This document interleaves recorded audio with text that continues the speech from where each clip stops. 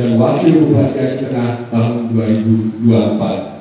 Komisi Independen Pemilihan Kabupaten Aceh Tengah melakukan sosialisasi syarat minimal dan persebaran dukungan pasangan calon perseorangan dalam pemilihan Bupati dan Wakil Bupati Aceh Tengah tahun 2024 di Gedung Umi Pendopo Bupati Takengon, Aceh Tengah.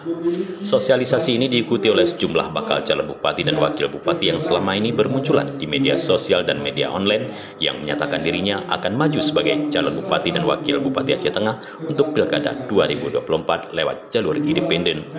KIP Aceh Tengah telah menetapkan keputusan nomor 15 tahun 2024 tentang syarat minimal dan persebaran dukungan bakal calon pasangan perseorangan dalam pemilihan Bupati dan Wakil Bupati Aceh Tengah tahun 2024. Dalam keputusan itu, jumlah minimal yang harus disiapkan oleh bakal pasangan calon perseorangan adalah 6.816 dukungan dan minimal tersebar di 7 kecamatan dari 14 kecamatan di Kabupaten Aceh Tengah.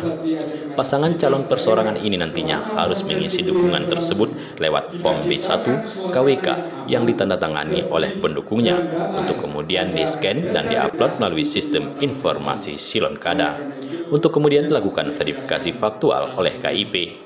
Ketua KIP Aceh Tengah Maharadi berharap dengan sosialisasi ini akan ada calon independen atau perseorangan yang nantinya muncul dalam pilkada nantinya.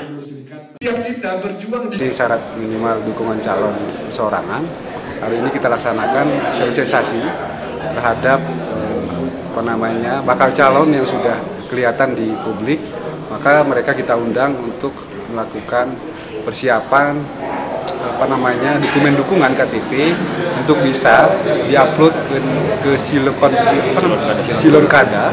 Nah, jumlahnya itu sebesar 6.816 KTP jumlah dukungan yang tersebar di 7 kecamatan dari 14 kecamatan di Kabupaten Aceh Tengah.